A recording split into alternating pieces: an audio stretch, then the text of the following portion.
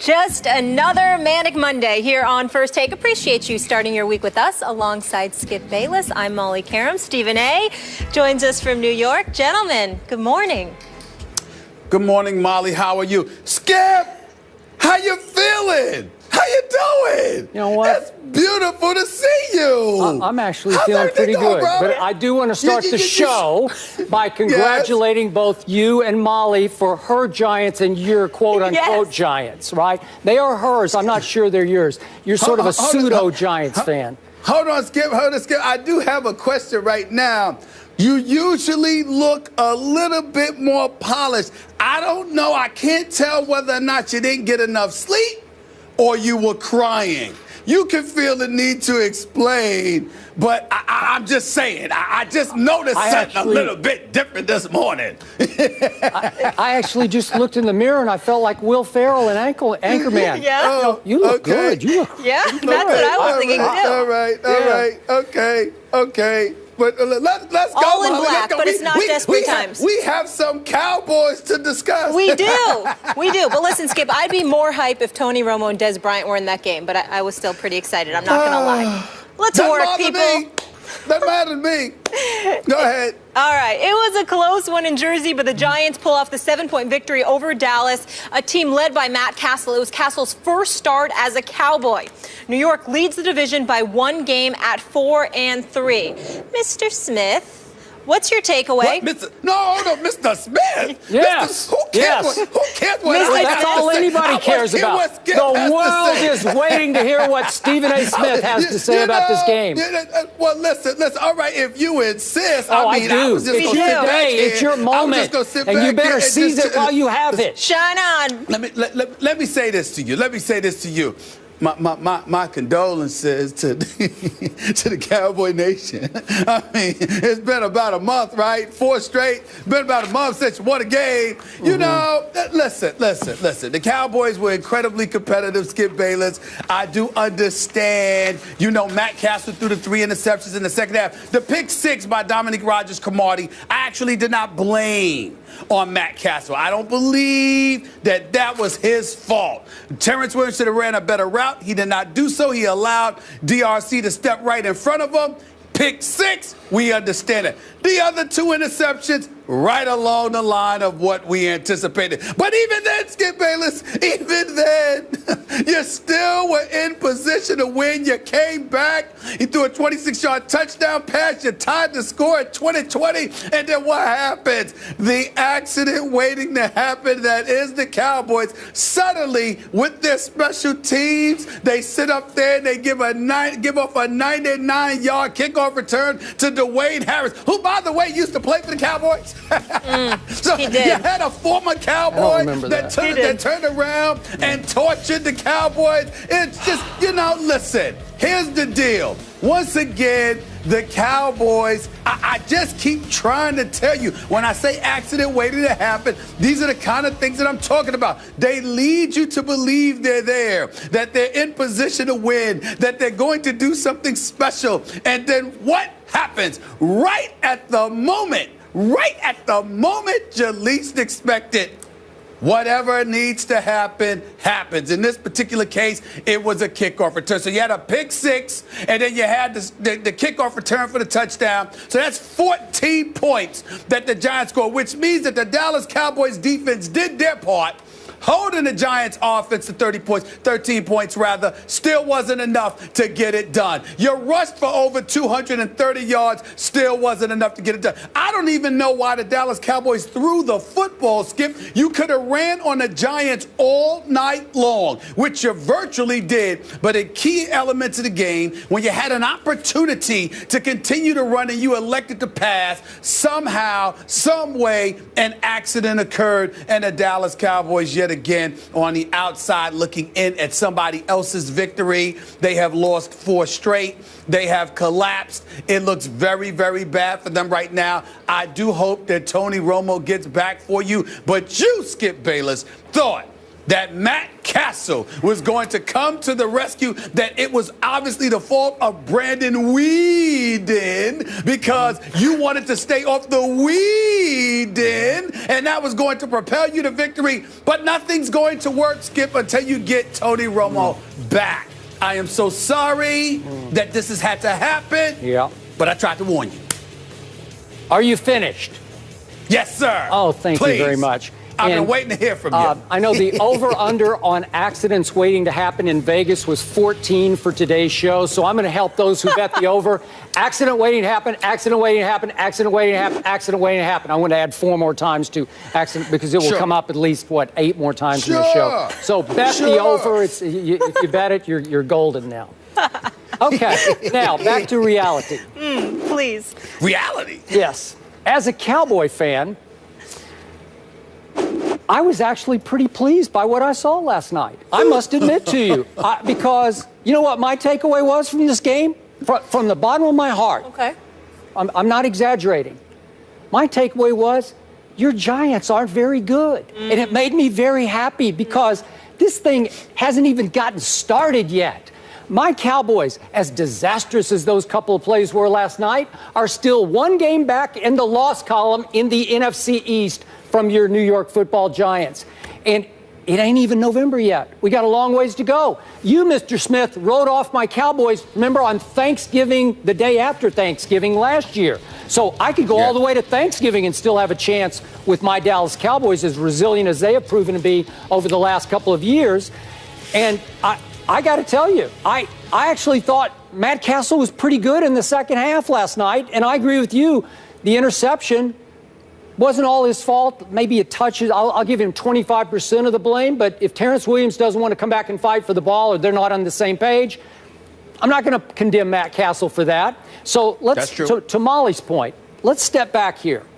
Let's think about this. You had Eli and Odell Beckham Jr. Yep. I did not have Tony Romo or Des Bryant, or for that matter, I lost Joseph Randle in the first series of the game, my starting running back. And my Cowboys handed you, gift-wrapped 14 points. And it was a game to the bitter end. You would think it would be a blowout. But why wasn't it a blowout? Because my Cowboys dominated your defense running the football. And I mean flat out dominated. 233 rush yards? Are you kidding me? 460 total yards? Dominate the clock 38 minutes to 22 minutes? Are you kidding me? Those are huge, great, positive signs for my Dallas Cowboys. In fact, if we want to be objective here and look at the truth of the matter of what happened last night, my Cowboys very easily could have been up 21-7 in the first half and put this game flat out away, because you would have put Eli in one of those desperate, I got to do more than I think I need to do kind of Eli moments, and we might have seen bad Eli emerge. But what happened? Dallas, opening possession, running the ball right down your Giants' throats. They run the ball for 15, 13, 11, 6, 9, and 7. I'm going in order. Those are the gains. And you get it 2nd and 3 at the Giants' 12. And Scott Linehan, I thought about calling for his firing at this point. He put the ball in Matt Castle's hands twice in a row. On 2nd down and 3rd down, you let the backup quarterback try to win the game or at least get it in the end zone? Are you kidding me? And, of course, misfire, field goal. That cost you 4 points. There's no way the Giants are going to keep you out of the end zone. You are thumping them. You are gouging them with your run game. So I didn't get that. 3rd possession of the game. Boom, boom, boom, boom, boom, go down the field. It's 2nd and 10 at the New York 31. And Matt Castle actually made a really nice, sweet little scramble right sidearm throw to Darren McFadden, hit him right in the hands, and he escapes for 31 yards up the boundary for a touchdown. And I'm thinking, wow, that was a play, man. That was a wow play.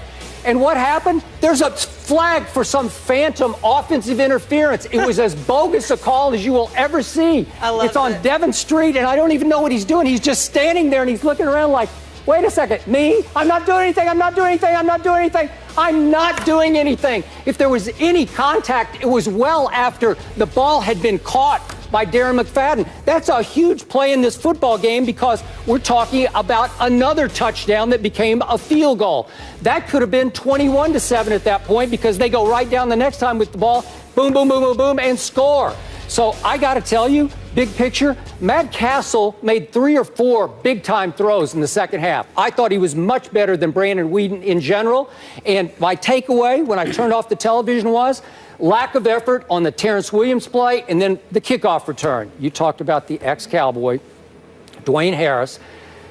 I got to bring up your UConn guy, Byron Jones, their first-round draft pick. Look, Byron, if you Rough don't... weekend for UConn. Yeah, look, you're the first-round pick. If you don't want to play kickoff coverage, just tell him you don't want to play. Because you just look at him. You just olay him. You just say, I don't think I want to get my hands dirty on this. I don't think I want to actually take a hit now from Dwayne Harris at full speed. Just come off and tackle him.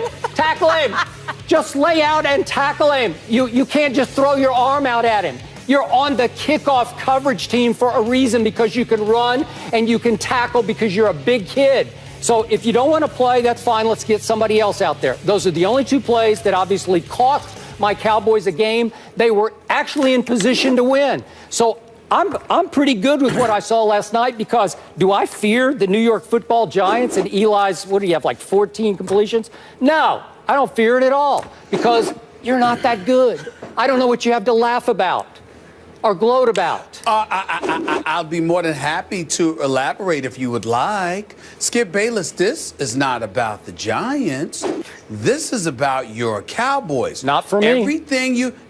Oh, yes, it is. What else can it be about? It's about your Cowboys. You just finished talking about how your Cowboys could have won the game, right? Yeah. It's about your Cowboys. Forget the Giants for a second, Skip Bayless. Let's piggyback off all the points that you just made. They were adequate. They were absolutely on the money. I give you credit for those things, but all you're doing is continuing to buffer my points. The Dallas Cowboys have lost 4 straight games. Let's count the ways. You had a 21-7 and then a 28-17 lead against Atlanta. You blew that one. Brandon Weeden. You go up against... No. Stay with me here for a second, because I'm just trying to elocute the different ways. All right. So you had the lead. You blew that one.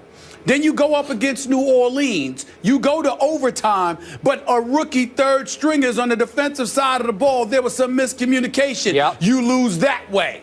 Then you go up against New England, a superior team. You obviously get ramrodded. Yep. You lose that one. You don't have a chance. And so now you show up against the New York Giants, and what happens, Skip Bayless? You know what happened? It was one of those situations, once again, it's special teams, it's a pick six. They are literally coming up with different ways to lose games. In this particular instance against the Giants, you're not wrong with what you were saying, but what I would say to you is that it's just a different methodology that they exercised in order to come up with a different way to lose. And that's what this is really all about. So when we talk about the accident waiting to happen, the walking pieces of mediocrity that they always have the potential to be, life without Romo and Des Bryant. You know, when Romo and Des were in Green Bay, and it was a catch, damn it, it was a catch. But you know what? The referees didn't say so. Okay, the officials blew the call. There just seems to be different ways in which the Dallas Cowboys end up falling, which is my point. That's all. That's all. I totally agree with you. Giants defense is suspect. I'm not pleased with their offensive line. Obviously, you know, Odell Beckham Jr. was out there, wasn't 100% with the hamstring, but he was still out there, but it was relatively non-existent with just 4 catches for about 35 yards. The only time he was visible is when he took off the helmet to yell at the referee because he thought that he should have got a pass interference call. Ruben Randall is better than serviceable, but he's not quote-unquote elite, and we're still waiting for Victor Cruz, and the defense obviously has a bevy of injuries. The Giants got a whole bunch of problems. But clearly, it's nothing compared to the problems your Cowboys seem to have. That much is obvious. And that's all I got to say. Okay, I appreciate you saying that, and I will be the first to admit, if my Cowboys go on the road and turn it over 4 times to your 0 times, we're probably going to lose that game, except that the 4th turnover took away a late opportunity to actually win the game by Cole Beasley. But think about that. You should be ashamed. The Giants should be ashamed. How did my Cowboys stay in that game? How were they tied at 20-all fairly late, midway 4th quarter? You should be ashamed. Hey, Skip, I forgot about that one. I just saw that. I forgot about Beasley, muffing and muffing. I forgot about that. Oh, my Lord. That's when the evening really became special to me. Because this guy, Cole Beasley, is usually catching passes. He's catching passes in traffic. I can't believe I forgot that. Yeah. I totally forgot about that.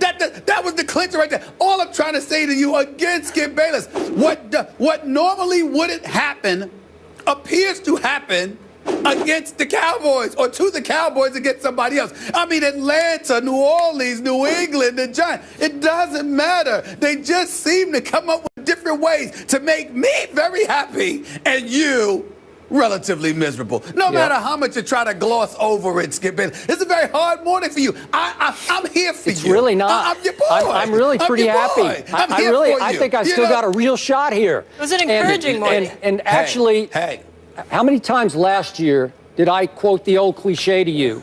He who laughs last, laughs best. Yeah, you said that about as many times as I've said accident waiting to happen. Yeah, I did. That I said it, and I actually got the last laugh last year. But wait a minute. We've all conceded that the Dallas Cowboys, I conceded that at best they'd be 3-6 after 9 games, but that Tony Romo would come back with them still having a chance to win because nobody was going to run away with the division. So we've all conceded that they're not going to run away with the division, and nobody's going to run away with the division, and as a result, Tony Romo and Des Bryant will be in position to come back and claim the division. That's not the issue. The issue is, in the time that Romo is gone, how many games were the Cowboys going to lose? And they have now lost 4 straight in 4 different ways. You better hope it gets to 6. You better hope, or you're going to be in trouble. Really? Yeah, you better hope. Really? I will say this. Sure. I have only one concern this day, and that is I thought that the Romo return game, which is at Miami November 22nd,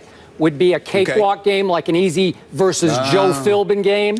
Campbell's doing a good job. Dan Campbell just changed life in Miami. So that could not be the easy game that I thought it would be for my Cowboys. That is fair. I agree with you there. Thursday will be a big test for them when they have the short week. I will agree, though. I think Castle is an upgrade, Skip. I do, even with the picks, for what it's worth. And shout out to Dwayne Harris and Orleans Darkwa. We had a little offense there. Moving on, though, we're going to talk a little bit more about Harris. Listen, a win's a win. It was ugly, though. Greg Hardy gets heated that the kick